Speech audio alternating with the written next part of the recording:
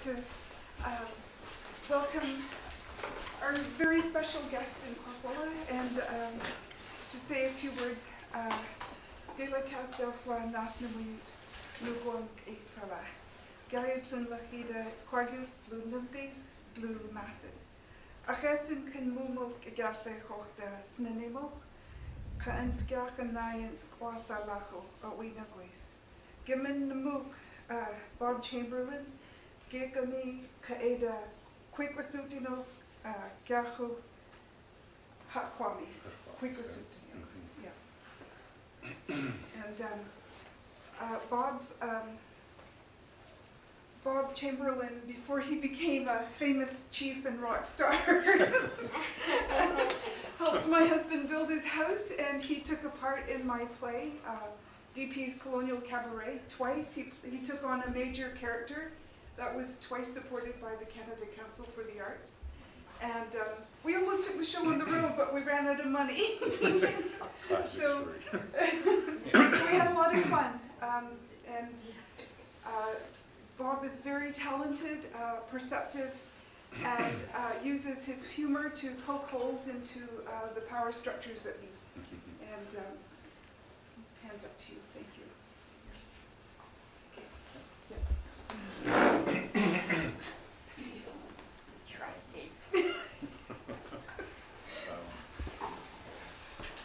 Gaelicus les danemu clocolate la cuptemas wheatla megid nanwakos batnala. Just want to acknowledge that we're on Nanaimo territory on this day that we're gathered to Nunwakos, so we can talk, so we can find a way to reach a better understanding of one another and the dreams that we have. As Lorianne has mentioned, elected chief councillor. I am now in my 5th two-year term for our village. Just started my 2nd 3-year term as the vice president of the Union of BC Indian Chiefs. So as such, I'm a member of the First Nation Leadership Council, which came about through the new relationship that Gordon Campbell initiated a number of years ago. And I really enjoyed the opportunity to come and speak at universities. I think it's very important that our students grab hold of all the tools possible.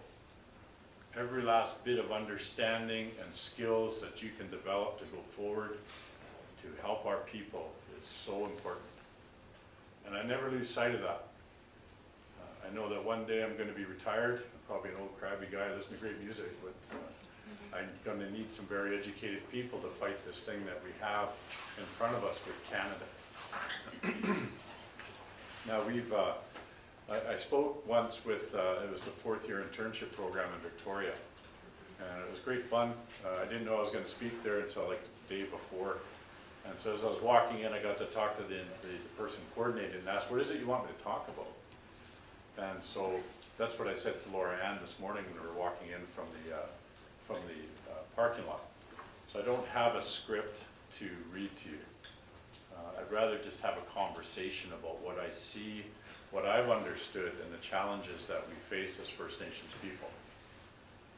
Last night I was down at the Coast Bastion, and I presented to a Senate Standing Committee. They're examining aquaculture. And fish farms is one of the greatest struggles our First Nations, the Broughton Archipelago, face. Our people are the Mushkamag Zawdinok, and Mu in our language is 4. So we have the Zawdinok income, we have the Hakwatmis of Wakeman Sound, the Glawinok of Hope Town, and then the Quiquasutinook of Guilford Island. So we have been in opposition to the fish farm industry for 30 years, ever since it arrived in our territories. In terms of the government's interaction with our First Nation on this issue, it's been really pathetic. Throughout the new relationship, I realized that the province of BC wasn't really interested in meaningfully doing anything, that they were interested in deny, delay, and distract. And those are the tools that they use to perpetuate status quo. And so if they can sit you down and get you involved in a meeting and a process, and then you work on terms of reference and how the meeting is going to go and meeting records, what happens is you're burning up the clock. And you wind up being engaged in a process that's not going anywhere, and in the meantime, behind you, the industry that you're trying to affect change to continues on in the way that it always has. And so when you engage with government, it's so crucial to make sure that you're in charge of the agenda, that you set the direction for what it is that you wish to accomplish in that engagement. Because when you look at what's going on around British Columbia now, I don't know of another province that has the scope and magnitude of the capital projects or these infrastructure projects or resource-based projects that the Stephen Harper government envisions for Canada. Of course, I'm talking about the Enbridge, the bitumen pipeline, talking about the liquid natural gas. Site C Dam is another one that we're aware of, as well as the struggle with fish farms and so on. And the trouble is, we have some very clear law for the government of Canada. And so with a vehicle called Canada, the Supreme Court is the one that is the highest court in the land. This is a venue that you would expect a judicial arm to examine issues and give direction to the government. And there's plenty of Supreme Court of Canada rulings that uphold First Nation title and rights, and also describing how it is that the Crown must uphold its honor and how it must engage with First Nations in a meaningful process. In the Haida and the Taku Tlingit Supreme Court of Canada ruling, it talked about that even the potential to infringe on a First Nation's rights triggers off the duty to consult with First Nations. So the next part of that, or another comment from that court ruling was that it can't be business as usual. And I think that that's really important comment from the Supreme Court of Canada, because it acknowledges the previous activity prior to that court ruling. It acknowledges that it was an empty process, that it was something that was not meaningful in terms of really accommodating Aboriginal people's rights. And that is the premise of the whole consultation process. And so what we've been striving for as First Nation leadership across Canada is to make sure that the rights that are going to be infringed are meaningfully accommodated and not just justified for the infringement. And so what we find now is we have a government that is very hell-bent on development of various scopes. And well, if one thing, they're entirely consistent with the other governments that have come before us. They want to take the narrowest possible view of Aboriginal rights.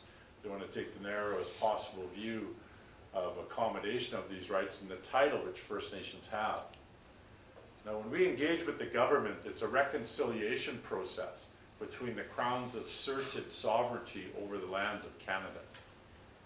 And when I look at the Delgamuukw decision and the Calder decision and the Guerin decision, it offers comment that there are First Nation title that has not been extinguished. And I know for the average Canadian that's a little difficult to swallow, because they have such a belief in this country and the various structures that are the foundation of Canada. But it must be understood that it is an assertion of authority over our territories.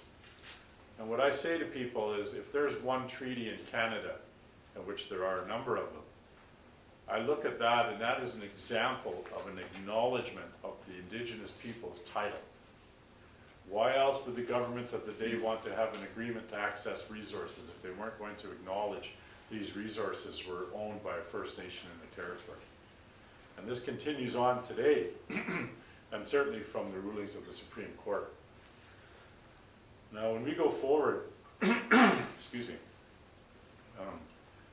when I think about the Enbridge pipeline as an example, the government has a really difficult challenge in front of them, because what they have is a pipeline, a project that's going to have a beginning and an end, and a path to both, or from one to the other. And so along the way, along the spectrum of the pipeline, you've got a number of First Nations along the way. And each one of them is a title holder. Each one of them has Aboriginal rights, which they will indeed stand up and speak to. So the government's challenge is to try and bring all the First Nations together so we could have a cohesive position. I mean, that would be ideal for First Nations. Because what's going to happen, and what I'm anticipating, is the government and the industry are going to focus on a few. And if they can get agreements with a couple of nations along the way, then they'll use that as the window dressing to ignore everybody else. And I've seen this happen with the aquaculture industry, with fish farms in our territory, where they get the nod from neighbors and they pretend that that's us. And so what we have then is we have the impacts to First Nations right at the site of the attraction, the spatial and potential environmental impacts of the pipeline going through. And then of course we have the other infringements on our rights which occur at the transfer point onto the tankers.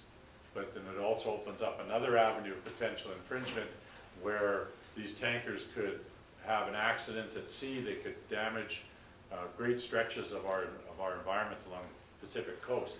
And of course, I know we all are aware of the Exxon Valdez spill and what that looked like.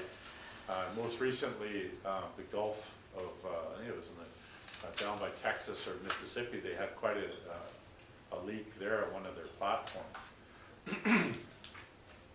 When you look at the messaging from government on this, they talk about there is an inevitability of an oil spill. And to me, that is so troubling that they're willing to lay waste or put up for offer or an ante into a bet that the money they're going to make from this industry is going to offset the cost that it's going to take to repair damage. And what we face as First Nations, though, is we don't just have an attachment to this stretch of beach or we like this group of trees. We see that as our identity. We have that strong attachment to our territories. And not only that, with our cultures based upon our resources and our territories, we start talking about affecting the very essence of who we are as people. And I think the problem that we face with Canada, if you want to look in, and I know you probably have a lot of reading to do, but I suggest that you examine the Doctrine of Discovery. It's a faith-based document that talks about the evolution of peoples. And so this is one of the tools that Canada brought into play. And it was their way to say that First Nations weren't really humans. We weren't really people. Not in equal terms with the European visitors. But then of course this lends well into the comment of terra nullius, which is an open and vacant land. And so with these two mindsets, it completely sets aside ourselves as anything of any consequence to the government or industry. And so this is where I always want Canadians to understand the very racist foundation that is Canada. And when we have great offense with what happened with apartheid in South Africa, maybe some of you are too young to remember. I remember. And there's a lot of conversations going around globally about how the African people of South Africa were not people because they didn't have the opportunity to exercise their vote. And so I looked at that and I contemplated that in relationship to Canada and First Nations. And I don't think many people know that First Nations weren't allowed to vote provincially or federally till the late 50s and early 1960s.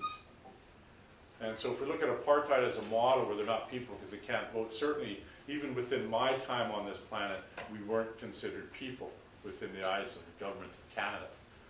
And so when we have that as a basis, if we have that as a starting point for a country, how is it that we can expect the government to engage meaningfully and to truly accommodate and respect First Nations title and rights? So this is the foundation that we go forward with, where we have a government that simply wants to do just enough, a narrow interpretation of the Supreme Court rulings, so that should a First Nation take the government to court in a judicial review, that they can at least cover their butt enough to get through the day. But it is still not what we would expect in terms of how we view ourselves as Canadians and how the world views us as Canadians, to be an accommodating people, to be a respectful people, to be ones that are not racist, to be a society that looks to treat everybody as equals.